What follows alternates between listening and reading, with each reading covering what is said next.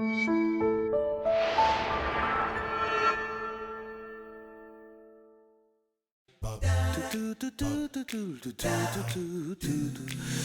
everyone, I'm Captain Logan. Hammer. It's time once again for how we felt about. We're going to tell you how we felt about Creed 2 and lots of other things. I have a bunch of requests to tackle this time. Eric has a couple of things to talk about with me and one thing to talk about on his own.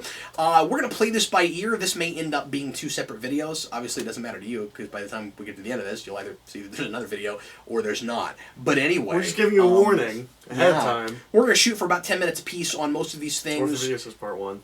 I always say that, and then we end up having more to say. Creed 2, I don't know if we'll be able to talk about that short, but we're going to go ahead and just jump right into that. I'm also, a little bit later, going to talk about Ralph Breaks the Internet, which I want Eric to watch at some point. He did not get to go to the theater with me to see that because I took my son, but I think you should see that, not to give away too much about what I thought about that movie. But anyway, let's go ahead and talk about Creed 2. We went on Thanksgiving, the day it opened. We did. And I just thought it was absolutely wonderful. It was just super delightful. And I was really impressed with, not that it's perfect, I got a couple issues, but I was impressed with how totally consistent it was with the first film, and consistently directed and consistently written. I think it helps that Stallone's name is on it. Quality, tonally. Yeah. Nobody feels out of character. These all feel like the same people. It feels like an extension of the first one, exactly the way you'd want it to be. It doesn't have sequelitis.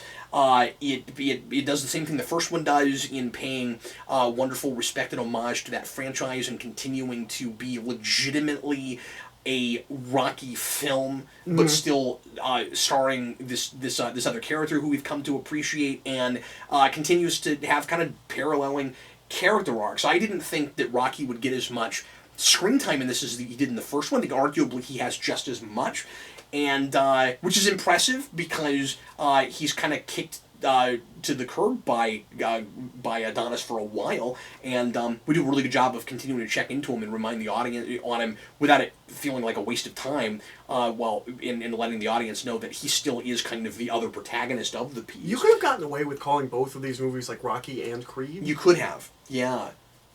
It's probably for the best that we didn't, because eventually Rocky will be gone. Yeah. I think there's no way around that. Well, you right? do Rocky and Creed 2, maybe Rocky and Creed 3, and then you just do Creed. Do Creed, okay, sure. Yeah. And then it's like three separate franchises. Yeah. But I think it's... it's a transitional trilogy. Sure, yeah. But anyway, so, I'm sorry, I've been talking for a little bit, but what do you think about this movie? It's really good. It's really impressive. Okay, so I have an absolute best thing, but before I get to the best thing, worst thing kind of a thing, I guess I just kind of set things up. But I think it's really impressive that this is so much of a Rocky movie. Creed is as well, but Creed's easier because it's not a remake of Rocky, but it's the Rocky story kind of. Yeah, to some degree. Yeah. This has to be a Rocky sequel. And Rocky sequels are different than the first Rocky. And Rocky Balboa to some degree. It has to deal with some of the more absurdist elements of the Rocky franchise, and it does it really well. It goes to some maybe potentially sillier places, but it's grounded in that realism of the Creed-verse. Keeps its seriousness. Yeah. But it's not afraid of that stuff. No, and it's fun. It's fun like a Rocky movie should be. It is fun, yeah. It's a lot of fun. It never loses that weight and pathos, right? No, it's an incredible balancing act that this movie does. How do you make, and like, I'll go this far, how do you make a sequel to a movie that is, in my opinion, on the same, I'm not saying it's as good, it's necessarily like as great as Rocky, I'm not saying that, but like storytelling-wise, it's in the ballpark. And acting, it's in the ballpark, precisely. Yeah. How do you make a sequel to that retains that is as much in the ballpark, I would argue, as that first movie was, to the first Rocky film? That is a direct sequel to Rocky IV. It's amazing! Yeah, no, absolutely. It's killer. No, it's great. It's a really impressive movie. Also, you humanized Ivan Drago and you made it work. Yeah. Like, I wouldn't think such a thing was possible. Yeah. He was a machine. He wasn't a human being. He wasn't a character. Like you said when we talked about it after the movie, he was built in a lab. Yeah. That's kind of how they talk about him in Rocky IV. Oh, it is. Yeah.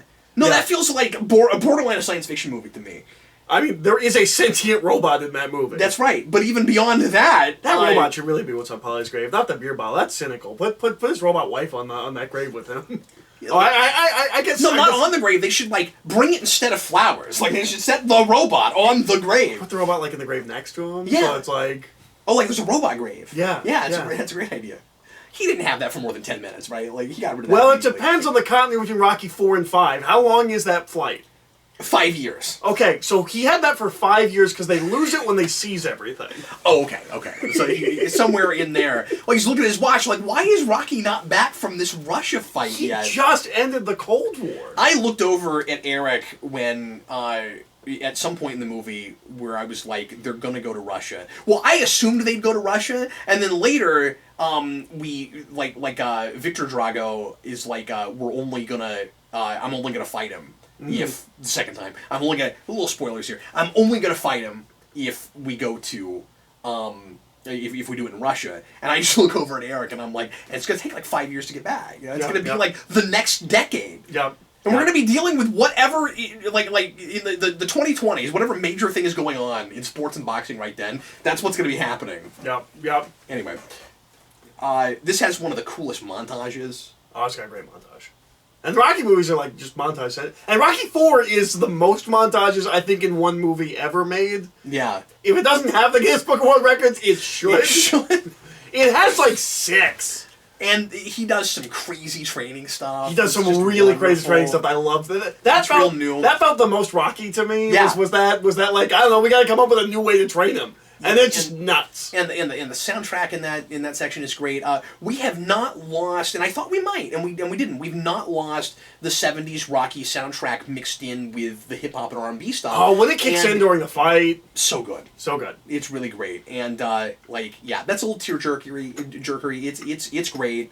Like I said, I'm really impressed with the relationship with Drago and his kid. And, you spend the whole movie kind of thinking that maybe he's just, like, using his kid for his own glory. And that is what he's doing. But then eventually it's very clear that he cares about him and he kind of hates what he's put him through. And that's wonderful. And, say the thing we're both thinking right now about that act. That Dolph Lundgren saved all of his acting talent for this one movie. He's amazing in this. He's amazing in this. He's terrifying. This is but also like he has so much pathos and passion. Yeah. It's a tragic. He looks so broken and sad. Yeah. There's so much tension that we get one scene between him and Rocky, and it's understated. It gives me chills. Beautiful. It's so good. It's such a good scene. They got me hard with that. But yeah, Dolph Lundgren. This is the performance of his career. Yeah. No. Absolutely. It's amazing, and that might not be saying much. Now, as you said before, we've not seen Kindergarten Cop 2. Maybe that is the performance of his career. Maybe it is. But it was maybe Punisher before this. But he is. I mean. On the flip side, he's amazing. His son is maybe about as developed as the villain from the last one. Maybe a little bit more. We get one scene where we humanize him. But on the flip side of that flip side, sure, he's... I kind of almost don't believe that Creed beats him. He is the most imposing, like, physical figure I've ever seen. Scarier than Ivan Drago ever was. Like he's what I think Bane would look like in the real world. He's the first man I've ever seen where I'm like, oh, that's what Bane looks like. That's what Bane looks like when he's like all like this. Not taking anything from Dolph Lundgren in 4 because like he's big and imposing and scary. Yeah. But like he's what I imagine they thought he looked like. Yeah. I believe that Rocky beat him. I almost don't believe Creed beat this. Like there's a point near the end where like it's like a slaughter. It's hard to watch. I'm like he looks like he has a black eye. Like he looks fine. What are you talking about? He's gonna be all right. This will be fine. He is horrifying. He's tall. It's ridiculous. How do you feel about the character arc with Adonis and how it handles like the death of Apollo and his feeling the need to fight that guy's son again and all that stuff? I think it makes perfect sense for him. Yeah. I think Rocky not training him is a little the first time around is a little melodramatic. It's a little contrived. It's a little melodramatic. But Like, I don't know. I think It that feels needed like- to be just a little bit more developed, right? That's the one big maybe thing we in this need more movie that discussion feels like a about that. retread of the last movie. Yeah, I am getting I gotta be honest with you, and boxing movies in general are like this. I am a little bit sick of the main conflict for too much of the movie being, should I or should I not fight the guy? Yeah. I do get a little bit tired of that. No, that's fair. And maybe it's impossible not to make these movies about that?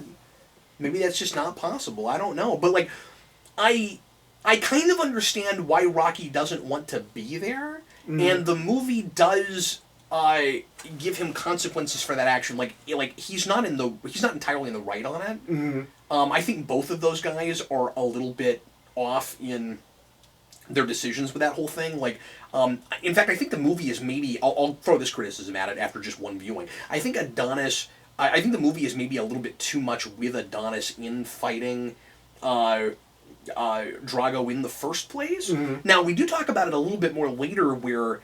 so the idea there it seems to be like, he thinks this is a thing he really has to do, where, like, he has won the belt himself, and he's gotten past his father, but then there's this one big looming thing, and this is the son of the guy who killed his father. He feels like he has to do this, and then Rocky doesn't want to be there when he fights him because he still feels a little bit responsible for Apollo dying, and he doesn't want to put himself in that position again. And the movie is kind of more on Adonis' side than it is on Rocky's, until you get to Rocky showing up again and talking to him and saying, but you do need to figure out, like, why you're doing this. Cause, so, like, in that one place, the movie is I think saying, like, there's a little bit of maybe hubris or something there, where it's like he feels like he has to do this, but he doesn't really know why, and it's a little bit impulsive. But I don't know if it comes down on him hard enough for it. That's a question I'm asking. I think Rocky just rolls in. It's like, well, you trained wrong, obviously. That's not how you train to fight this guy. Yeah. He's big, you're not, obviously. Yeah. Obviously. Yeah, why do you get bigger? Duh. You gotta fight different. And first Rocky movie with a duh in it. Yeah. There's something else I was going to say about Stallone. Oh, no, it's not about Stallone. It's about... I've never felt the fallout of a lost boxing match more than in this movie. Mm-hmm. I guess aside from maybe $1 Million Baby, but she dies. It's visceral. Yeah, no. And just physically and psychologically. Like, when he's laying in a bed and Rocky comes to see him and he's like, look at me, and, like, he just looks broken. Yeah.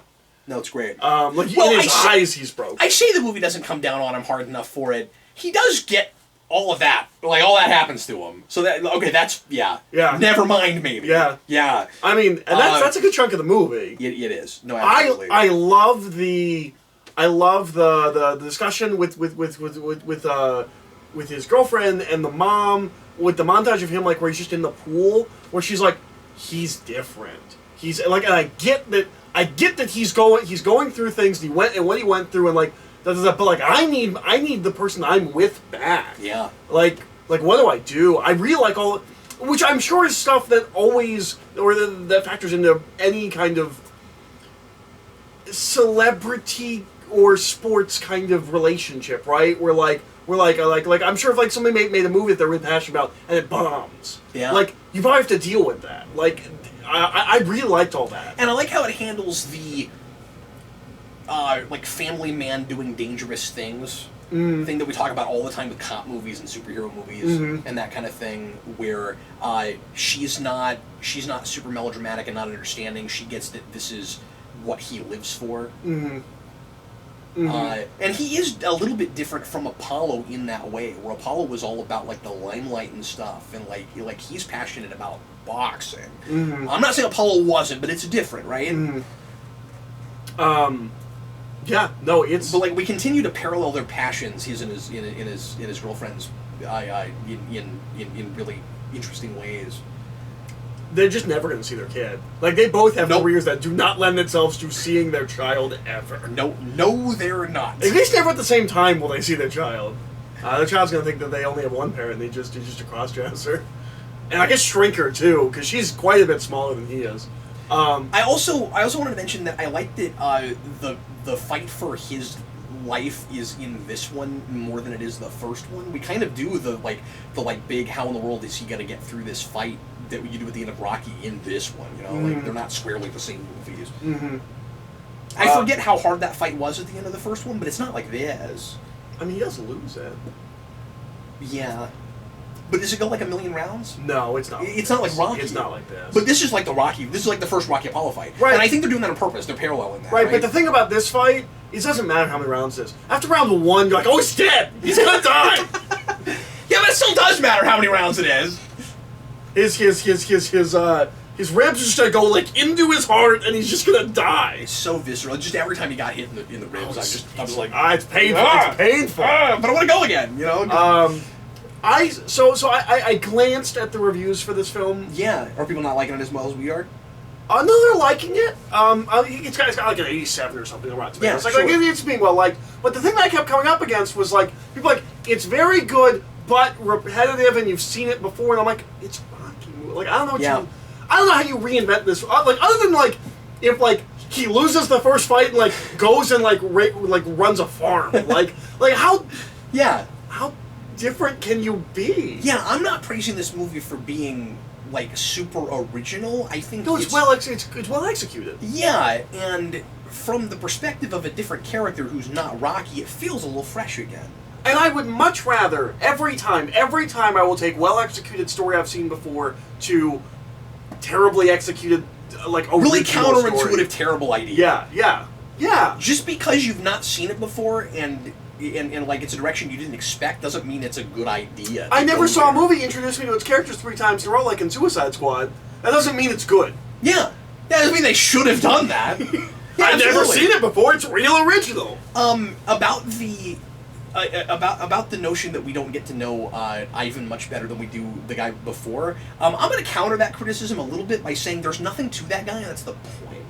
Like, he was raised to just do this. What is there to know? No, sure. You know? And like, and I think there's a glimpse of him and his father at the end that I think is about that. Like, I think the point is, after this, like, they might get past this, you know, obsession with trying to get their boxing legacy back and, like, be father and son, and he might develop a personality that's based on something else. He's a man without a personality. He still feels like a real human being. But I don't know. I don't know that we could. We'll do a third movie down the line where they have raised a grandson who finally Russia's going to take them back and love them again. Well, can I give you a crazy prediction? Or not even a prediction, but a thing that I could... Drago? I'm not predicting Drago, but this might sound like a crazy thing to say, crazy person thing to say, but is it possible that we go a really left field direction with this,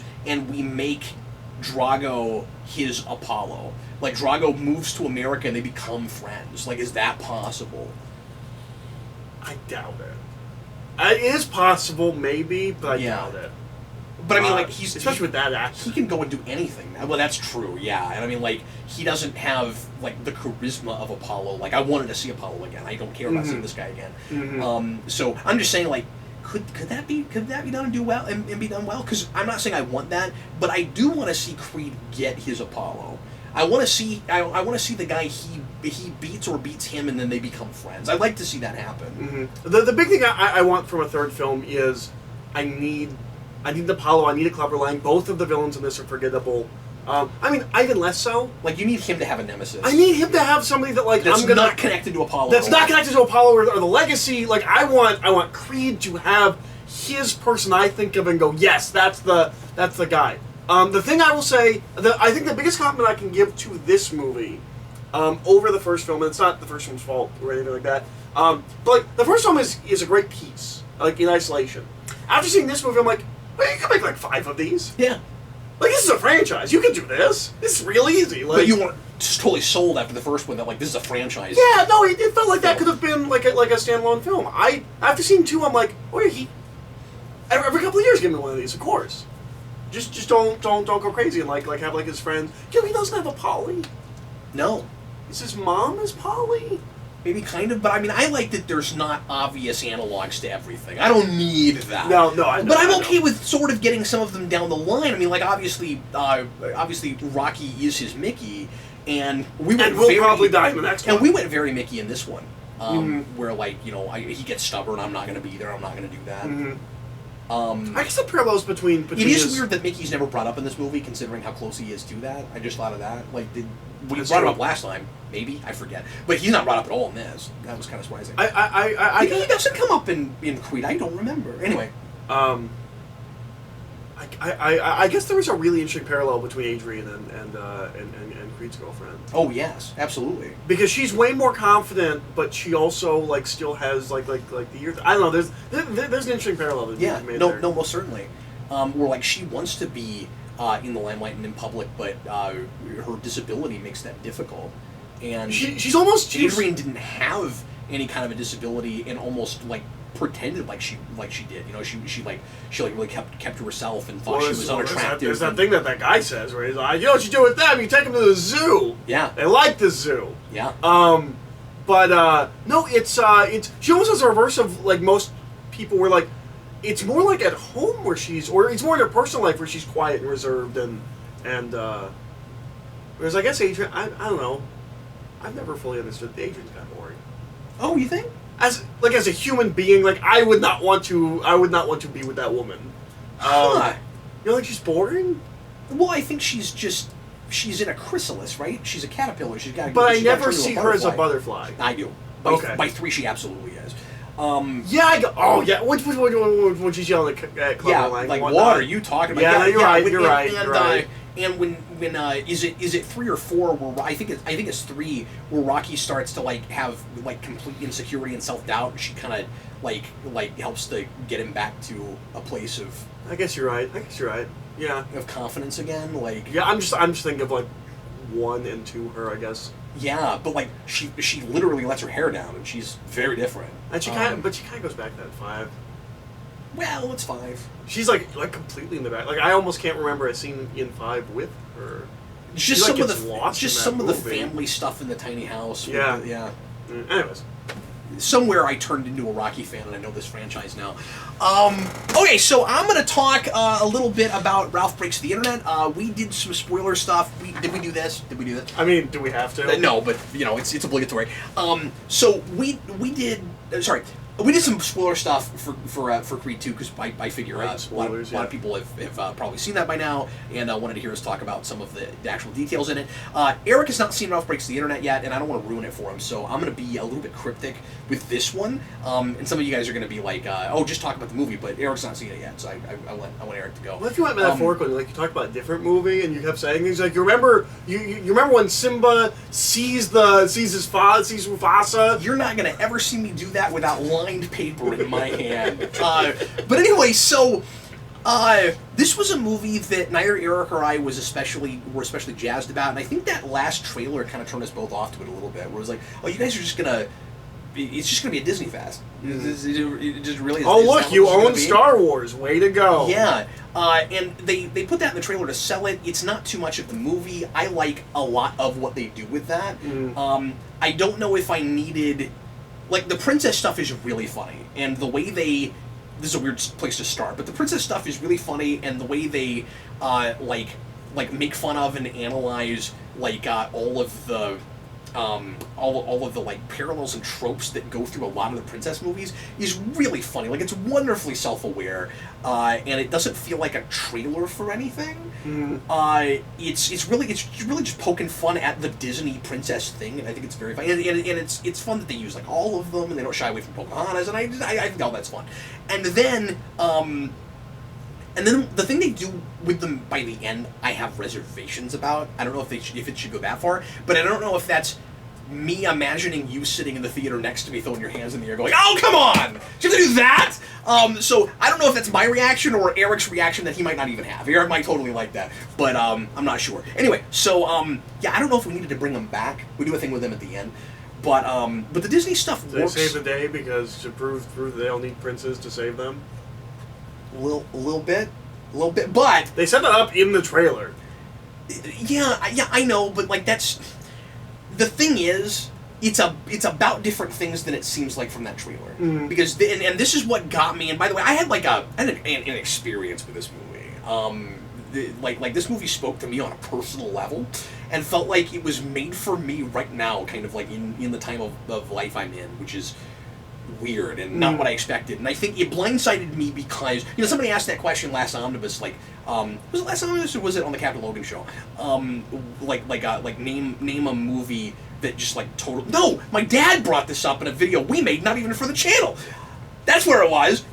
So you guys don't even know about this, but my dad had never will. My dad had this list of questions. We've been making videos for posterity, for our family down the line, and he asked me like about a movie that I've seen that like just totally surprised me in like a positive way. I think he brought that up, or maybe that was somewhere else. I forget now. This was like that, where I had no expectations. I really didn't care. I liked the first one fine.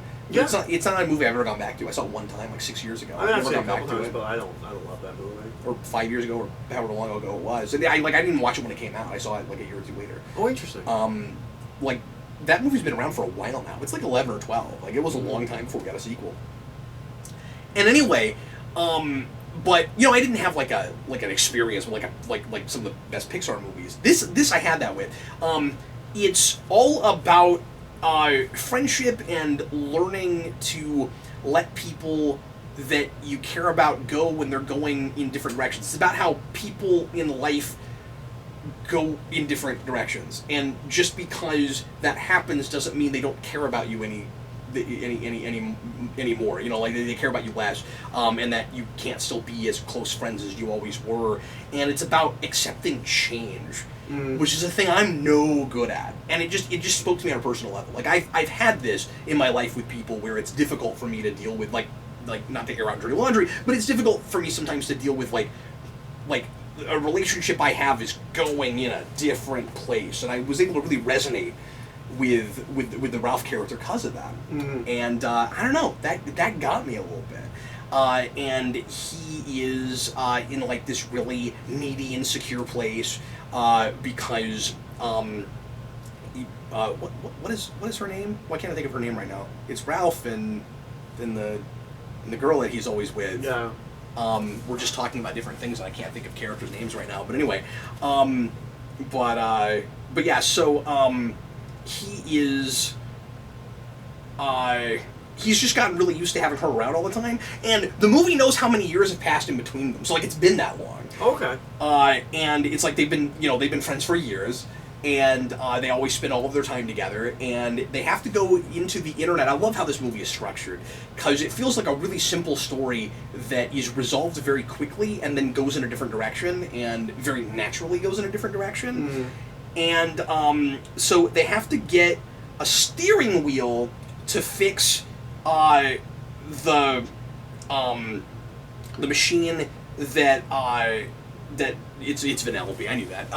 That Sugar Rush, the machine that she lives in, so that she doesn't lose her game and isn't able. So the guy that runs the place shuts the machine down, and they all have to be taken in by other machines, and it's pretty funny. And they're the couple that tries to raise all of the racer children is hilarious. I won't tell you what that is, but it's funny. Anyway, Is it Pac-Man? Is Pac-Man? No, it's not, but it's kind of amusing. And anyway, so they have to go into the internet. He's just set up Wi-Fi. I think it's funny that it took him this long in this arcade to finally set up Wi-Fi, because it is present day, because we're dealing with a lot of like regular normal like websites right now. And they go there in order to bid on a steering wheel on eBay, and they don't understand how auctions work, so they think you just have to say a higher number than the person standing next to you. So they just keep saying a higher number. And by the end, they owe like $28,000. And they're like, oh no, what do we do? So they set up this plan to make viral videos with Ralph in order to get enough money to pay for the now $28,000 steering wheel, of which there was only one of on all of eBay. And that's like the conflict. I got to figure out how to do that. One of my kind of minor gripes is we're using a lot of real websites, but we don't use YouTube, even though it's clearly supposed to be YouTube. And I don't, and it's clearly not because of copyright things or anything like that, because Google's in it. Oh yeah, okay, that's weird. And Google owns YouTube, and I think the reason they did it is, and like everything else is in there. You know what I mean? Like Snapchat's in there, Instagram's in there, Twitter's in there. I think and like the personifications of all these things are really fun, and the internet. The live personification of the internet feels like a more fun and more friendly place than the actual real internet is. But they do deal with that, and it's like it's the users that are the problem. It's not the internet, you know. So like the internet is not like is not like this screwed up oppressive place. Twitter's not a problem. It's all the people on it. It's all the people on it. It's like guns don't kill people. People kill people with guns. It has that kind of idea with the internet. It is all about. I mean, obviously, the main theme is all the friendship stuff I was talking about, but embedded in it is a really good like satire and even criticism of a lot of things that we're always complaining about with the internet. But it plays both sides of it, and it talks about also all the ways in which the internet is wonderful, and it feels like a magical place that is used wrong, and I love that. It goes to surprisingly sophisticated places with that, and stuff that will go right over kids' heads, but like is clearly for the adults in the audience. There's a moment where Ralph goes into, I'll tell you this, there's a moment where Ralph goes into a room that's like towers of Twitter. I'll talk about the YouTube thing in a minute. That's like a towers of Twitter feeds, and he just completely slumps when he starts seeing all the negative things being said about his videos, and that got me. It's great, and he has to learn that there's positive and negative things, and that like people will say anything on the internet, and it's about all that stuff. It's really cool. But anyway, with the YouTube thing, I think it's because their YouTube doesn't work like YouTube works. Like, the more likes you get, the more you get paid. It's not how YouTube works. And so they, like, simplify it so that they have this kind of scheme. And I think that's why they change it. And they call it BuzzTube with 3 Z's, so they, like, combine BuzzFeed and YouTube. Interesting. I guess, or Buzz something, or maybe that's just, they made that up. Because now that I'm thinking about it, it doesn't really have anything to do with BuzzFeed, so I guess not. But anyway, but yeah, so Vanellope finds this online video game that feels like, the best I can describe it is, it's like an MMORPG for racing. It's this huge, giant, like, post-apocalyptic racing world.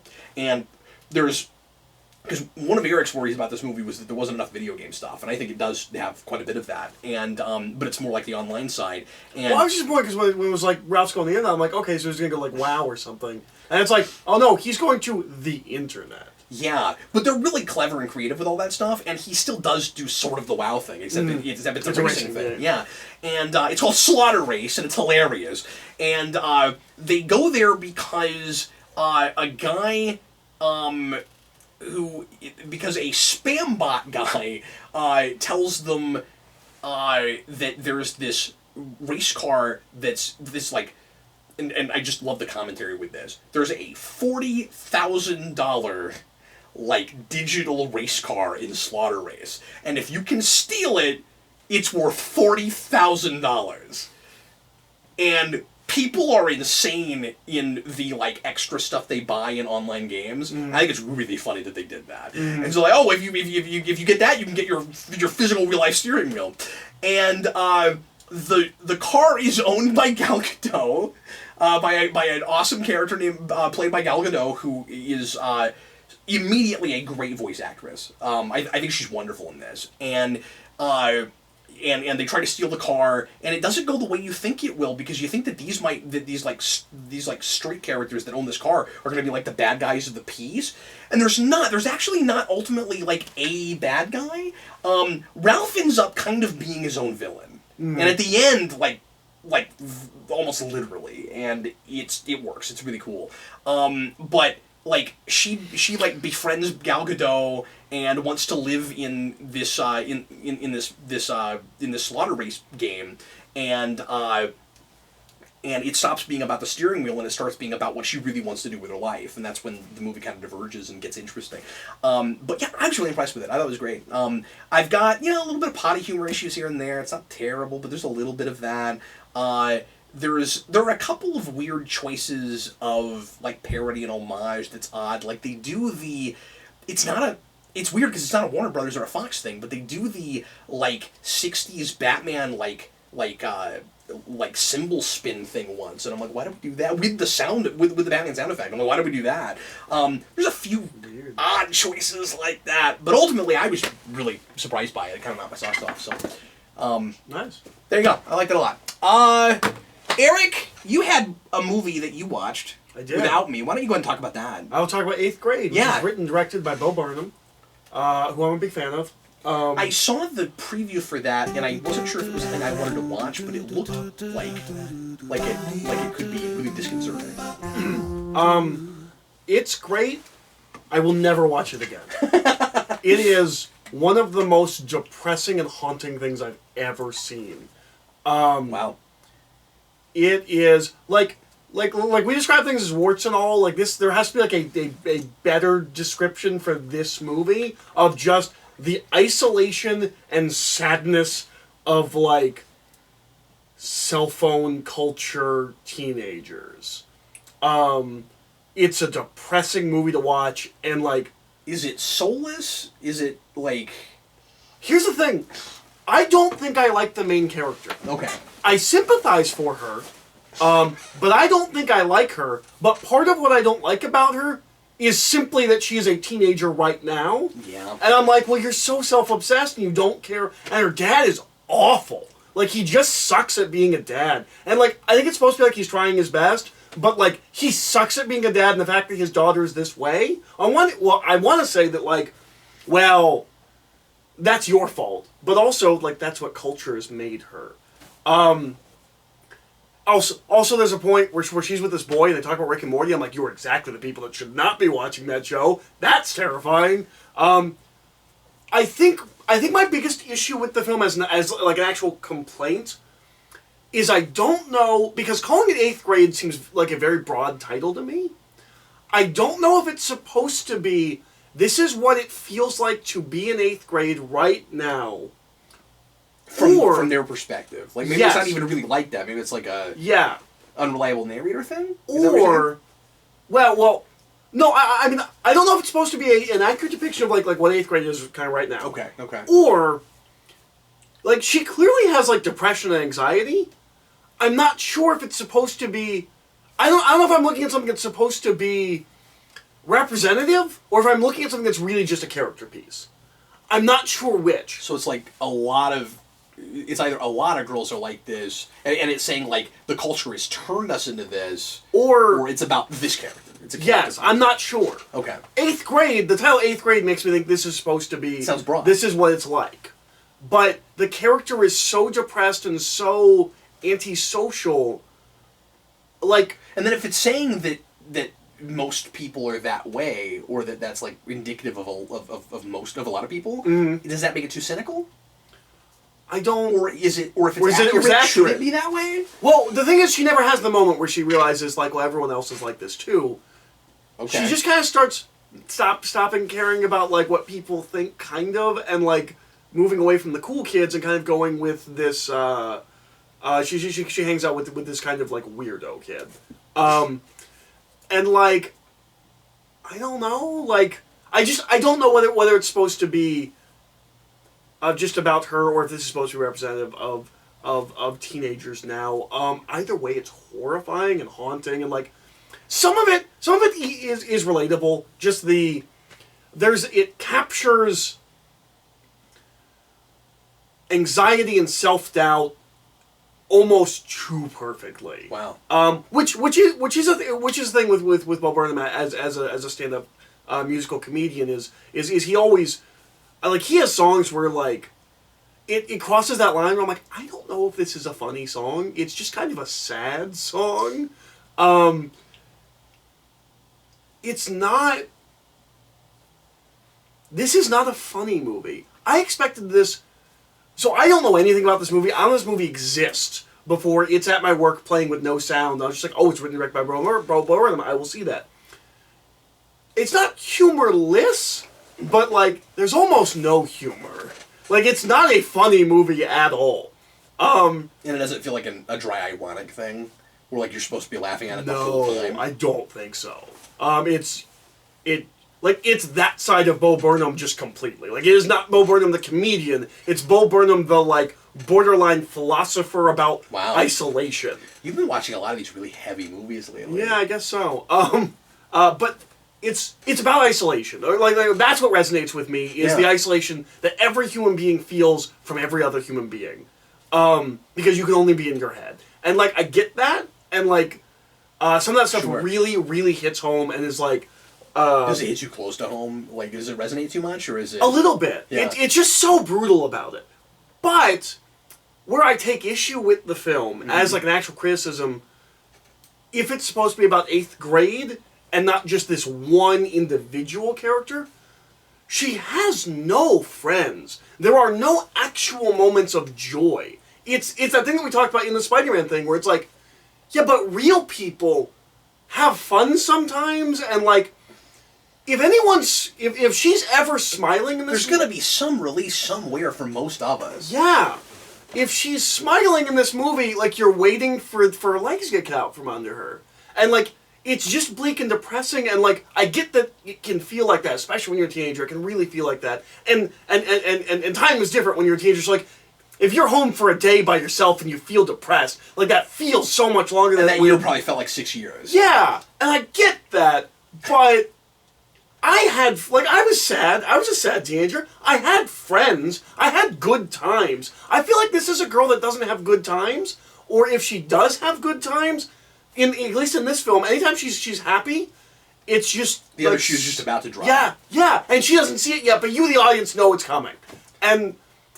It's like anytime relationships happen in a Whedon thing, where it's like, okay, somebody's gonna die. Yeah, yeah. And so it's just... I don't know, like, it almost... That almost borderline feels too cynical for me, but I'm not sure that that's the right way to describe it, because it's just the most depressing movie. Like, what's the situation at the beginning of it? Like, is she with a group of kids? No, she's alone. That's not what I mean. Oh. Is she going to school with a group of kids that she's been going to school with for several years, or is she in a new place? No, she's going to school with a group of kids that she's been going to school with, presumably, for her entire life. It's weird that she would have no friends, or at least people that she could talk to at all. Like, it's interesting that that was the grade that was chosen for that. Mm-hmm. And again, not to get too personal myself, but the closest thing I ever had to just, like, a bleak year with no friends was 8th grade, myself. Mm-hmm. Because I moved back to Kansas from Arkansas and didn't know anybody. And 8th grade was awful. I did develop friends. I did find friends later on, but, like, the first few months it was terrible. And I felt very isolated. I had that. But the 9th grade was, like, the one of the best years I had. Sure. So it's hard to imagine somebody, like, going up from elementary school into junior high with the same group of people and they don't have any friends. Mm-hmm. But I'm not saying it never happens. No, but again, it makes me wonder: am I looking at a character piece, or am I looking at a representation of what it's supposed to feel like as a teenager right now? Is she supposed to be like just so depressed that nobody would want to hang out with her because she's just, like, awful? Like. No. I don't mean being depressed makes you awful. No, I just mean, like, she's annoying in the way teenagers are annoying, but no. Okay. She's not the most antisocial person in the universe. Like. No, she's just a little uncomfortable. Oh, okay, all right. No, like you can see. I didn't mean to put depressed and awful in the same. No, sentence. no, That's not what I meant. no. But no, she's not. So there's this running thing where she does YouTube videos, because of course she does. Yeah, because it's the most trailer. It's the most self-obsessed generation. Of course. So she. Hi. Look, we're doing it too, but I had jobs first, you know? I was saying this to Eric the other day. I think the rule of thumb should be no matter what age you are, you should have to go to work for a while before you try to do this for a living. I really believe that. So she does YouTube videos that are, like, supposed to be, like, self-help things. And so they're reflective of what's happening in the film. So you'll see her being unconfident. And then it cuts to a video of her explaining confidence and how to have confidence. She's like, what's great about confidence is you don't actually have to have it. You can just pretend to have it. That's interesting, though, because it's like the internet persona thing versus like who you really are. And, and there's a point where she's trying to be who she wishes she was, but she's not really that. Yes. Ooh, yeah, that's interesting. No, it is. It's a great movie. I just don't know if So you had My Apocalypse Now experience. But this was just about being a teenager in 2018. I mean, her not having friends is my only, like, real criticism of the movie. But, like, I don't know, man. Like, that's like a really interesting experience you had. It feels like it's scary. Like, if that's what being a teenager is like, that's really scary. But again, everyone doesn't have this, like, crippling social anxiety and depression that she has. Like, but I don't know if it's medical. Or if it's, just like, that's just what life is like now because everyone's in their phones and they don't connect to each other. But you see other people, they have friends. It's not like everyone is just on their phone all the time. It's not like they're zombies. So yeah, it's... I know I'm going to regret this. I may watch that. I'm thinking about it. Sure. It's great. It's just real depressing.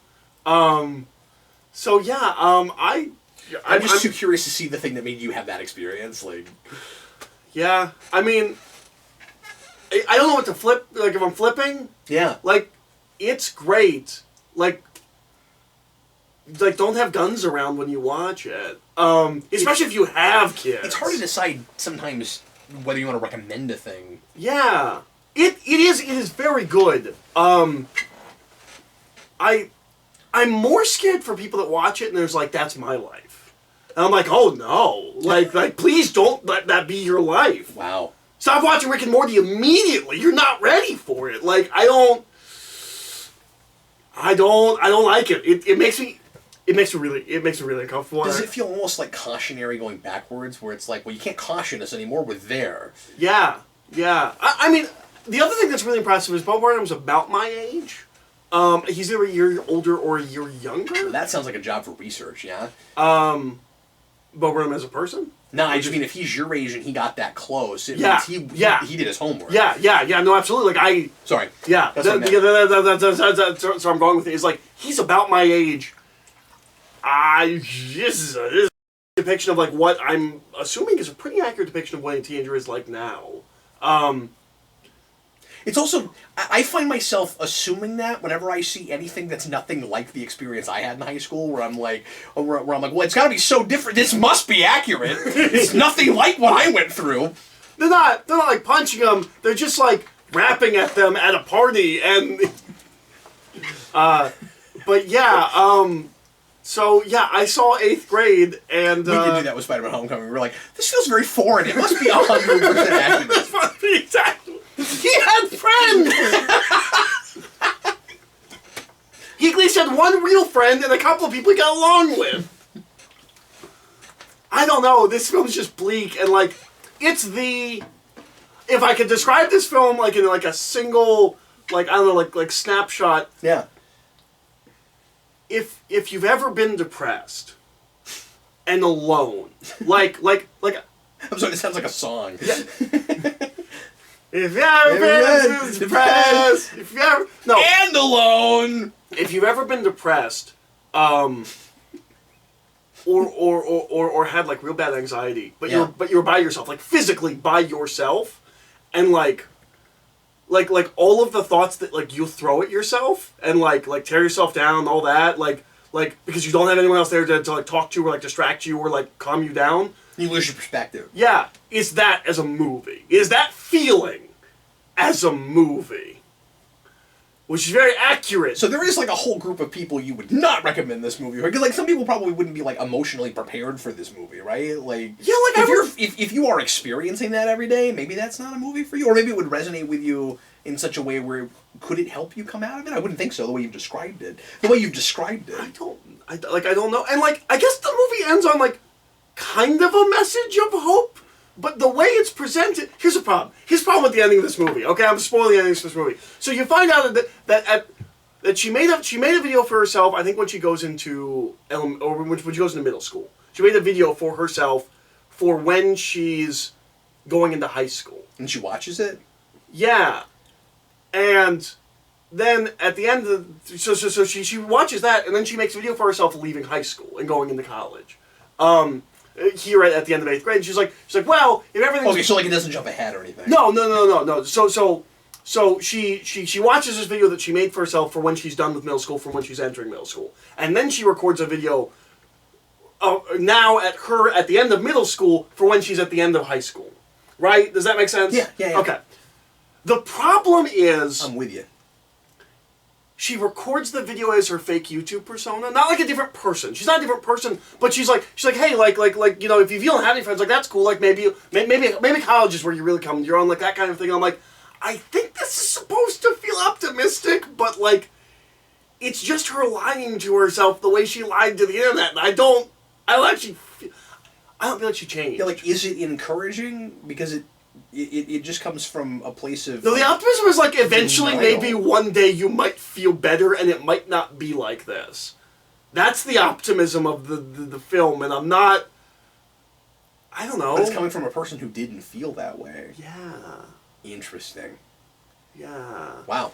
Also, I know for a fact, because I've listened to interviews about Burnham, he had friends, okay? Like, he himself had friends. That's all I'm saying. Nobody just doesn't have friends. Like, I just don't... Nobody... That's not true. Okay, nobody It's just not true. Nobody as normal as she is. Like, Okay, she's sure. not... Yeah, because She's not like people, a weird kid. especially in around that grade. Like, I definitely knew people that seemed to be isolated, but yeah, people did look at them as weird, and they clearly had, you know, social issues, and maybe even some of them like mental disorders. But you're talking about people that are like mild ones, you really, know? really off norm. Yeah, yeah. Like, she's But kind of this depressed wasn't and that kind of anxiety. person. She just seems like a normal girl. She has friends. She at least has one friend that she talks to, or maybe it's even an old friend. And the only way she wouldn't have friends is if she pushed them all away for some reason. You know, yeah, she I was don't like, get that impression, or if they just moved there. But I don't get that impression either. I don't know. Yeah. I don't buy that this girl doesn't have a single day or moment of actual genuine But I happiness. haven't seen the film. I would have started from that. I would have said she's in a new place. Yeah. Go. Yeah. Like, but then going through the entire year and never developing friends. But then isn't that more and it's at the end of that grade, so she would be at the end of that year. Sure. But then is that maybe too Hollywood, where it's like no, so you feel like this no matter where you are, like you don't have to be in it. You always you feel isolated from the people around you. You feel like you're unable to connect. But I feel like there's a way to tell that story even when you have friends. I think so too. But I haven't seen it, so like I don't want to criticize yeah. it. I'd be interested in knowing what you thought of it, or if you were as horrified by it as I was. I may take a look at it. Yeah. If you feel depressed, and alone, I will say, if you like Bo Burnham, if you like his stand-up, this may not necessarily be for you. It is his last stand-up routine has a song at the end called "Are You Happy?" It's kind of like that song, which is not a joke song like at all. It's just about not being happy, and like maybe being able to pretend to be happy, but you're not really happy. He's a very depressed man, and like makes a lot of art about depression. That reminds me of that old song. This was in a Lost episode. I forget who wrote it. Are you sure this is where you want to be? Have you ever heard that? Are you sure this is where you want to be? I'm not sure. It reminds me of that song. But yeah, so like it's not And alone. It's not his comedic sensibilities. Like that's not in this. Which is weird. That's interesting that he spread his wings like that. Like, yeah, it's weird because I watched a TV show. He had a TV show for one season, and that was almost too far the other way, where it almost felt like a Nickelodeon show with like a tiny bit more edge. And like there's one moment in that entire season where I'm like, oh, that hit me. That was real rough. But like, it's not great.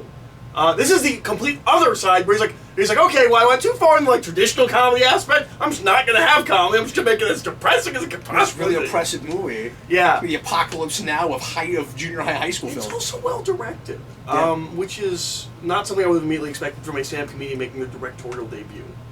Oh, so he directed it. He wrote and directed. You probably said that. Yeah. Honestly. Yeah. Sorry, I rambled on quite a bit about that. No, that's okay, man. It sounds like a thing that was worth rambling on about. So real briefly, and then we're coming up on an hour, so then we'll take a break and go to a second how we felt about it, because I've got a few more things to talk about. I'm gonna just real quick. I'm gonna barely even review this. I always say that and then I say stuff, right? But I'm gonna just warn everybody against watching Freedom Fighters: The Ray. Oh man, the Freedom Fighters in that? There are freedom fighters. Wait, are they the Freedom Fighters? I don't know. Is that a thing? Oh yeah, there's a Freedom Fighters. It's run by Uncle Sam. Yeah. Is Uncle Sam in that? Yeah, I think so. Sweet. Sure. I didn't realize that was a thing. It's like they're the freedom fighters because they're in Earth X with the Nazi Earth, and this is a direct sequel to Crisis on Earth X, which was a this from the.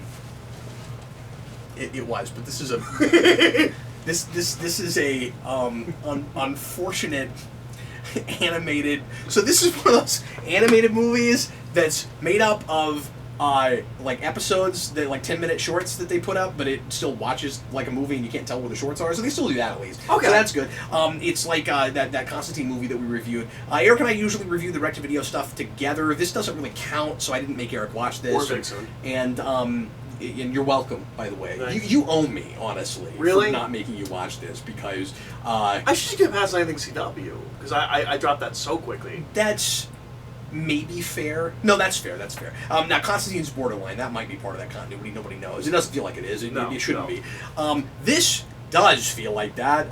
This is. God, could you imagine the CW characters reacting to the ending of that movie, where it's like, wait, so your friend lost his his wife and daughter don't remember him anymore, and now he doesn't remember you. Like, if they had to deal with something real like that, like, they'd just kill themselves. Like, the entire CW was like, oh, there are actual problems! What's funny is that you could also see this, like regular CW writers, because this is like a Kreisberg Guggenheim thing, and like some of those, I forget which ones, but some of those guys wrote this script, so like it very much feels like one of those, like an episode of one of those shows.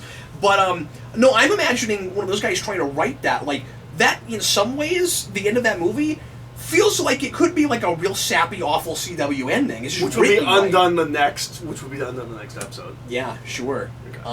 Or you'd follow them around for like 6 episodes while they didn't know anything, and then finally they get their memories back and you wasted all that time. But they actually, the whole time, they're tricking Ra's al Ghul. Yeah. So, the Ray, and I watched this a few weeks ago. I don't want to remember this movie. I can pull up the messages you sent me while you're watching it. If I did send you messages where I was like, wait, what? So the Ray in Earth X dies coming, I think, for help or something over to our Earth, and he like passes his powers. I think that's how this happens to. It's like Green Lantern. His version, yeah, and with himself in another dimension, because he passes it off to, I think, the same guy. Wow, that sounds like there could be an interesting story with that. Yeah, where like there's a heroic version of me, and I'm not and, that one, and I'm not like that. Yeah, and he's not. Or the same person. Yeah, and so anyway, he spends a lot of time trying to figure out how his powers work, and saying a lot of really cringeworthy things with his friend about, like, he's real woe is me because he's a gay guy and his parents don't understand him, and we do that real typical thing. And, like, the CW, every time they talk about that issue, they tend to do it, like, exactly the same way, and, like, it's never been done before. And... even by them. Yeah. And, like, every time they do it, it's real preachy, and it feels like, look how progressive we are, we have gay superheroes, and I'm like, you guys have a lot of this stuff now.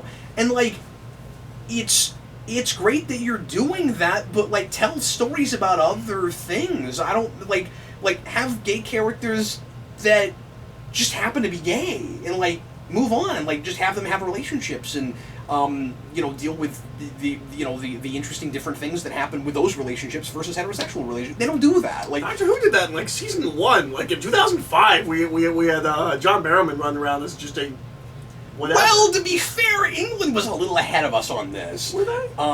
Yeah, just as a society. Okay. Yeah, like they were They embraced They embraced it way quicker than we did. Okay, I'm pretty sure. I didn't realize that. Okay. I think most of the rest of the world did, to be honest with you. That makes sense. But I know Australia That did. I know that for sure. Well, it's all hot. People always wearing clothes over there. I talked to a guy from Australia once over here who was like, yeah, we figured all this out 10 years ago. I don't know what's wrong with you guys. Like, I don't know why it's so difficult for you guys to. Yeah. Anyway, so but like, we're sorry. So there's this really funny moment. I think it's funny where Ray's this guy that and by the way, his name is Ray, which they get some fun comedy mileage out of. It was like, really, your superhero name is just gonna be like your real name, and he's like, well, yeah, it's like, my name's Ray, but I can't think of a good superhero name, and it fits, it works, and like, nobody's gonna know just because my first name's Ray. I mean, that's kind of funny. But he's trying to date this guy, and that ultimately doesn't work out because drama, and his like pseudo boyfriend, maybe going to be his boyfriend, gives him this whole speech about how, like, it's 2018 now. First we have to date it. I mean, like, I get that these are in real time, but like, that's fair. That's the thing, is that they just make it feel really disposable like that. And it's like, so his boyfriend's like it's 2018. It's time that you like come out to your parents and live your life. And then he's training with the Green Arrow. And the Arrow himself, and he is like those words are like reverberating in his head during a montage.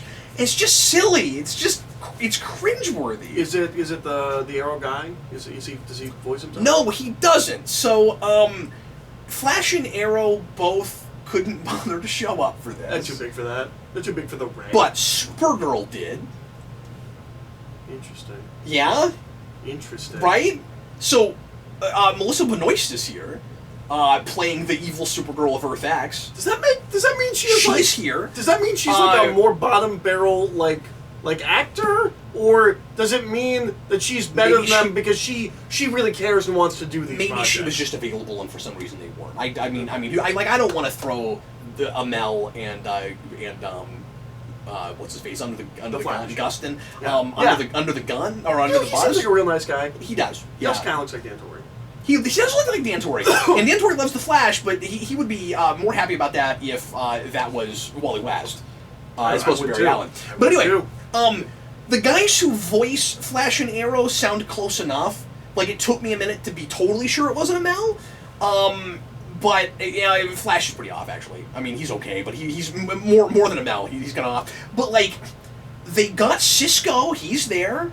Like, a lot of the voices are the right voices, but the two big guys they couldn't get. But anyway, it's you could have done a really cool, fun sequel to Earth X, and this is just not that. I was so bored watching this, and it's it feels like a thing that wishes it was live action. Like, it wants to be, in CW continuity and be a thing like that, and like, I don't think it embraces the animation the way it ought to. It doesn't feel like they do anything in this that they couldn't have done live action. Interesting. How is the animation?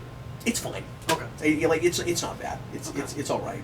Vixen's got to have a cameo because she was the movie before this, and I assume that's not good either. I've not looked at that. The only reason I tried this out was because I was so impressed with Constantine, and I was like, even though these are CW things, maybe they're okay. And I when I found out it was a sequel to Earth X, I was like, I liked Earth X, so I'll go check it out. But yeah, I don't recommend this. I think it's a kind of standard, really sappy drivel from them, and it has a main character that does not hold his own, and I didn't care, but also I cringed a lot. So yeah, it wants to be so important, and it's not. Anyway, so that's that. Okay, well, folks, thanks a lot for watching. We sure appreciate it. This is the end of part 1 of our How We Felt About. For this time, I've got a few movies to talk about on a second part, so we're going to move on now and do that. So if you are watching the playlist, keep it rolling, and if you just clicked on this video for new movie reviews, thanks a bunch for watching. We sure appreciate it, and we will see you again soon. I'm Captain Logan. I'm Eric. Thanks, guys.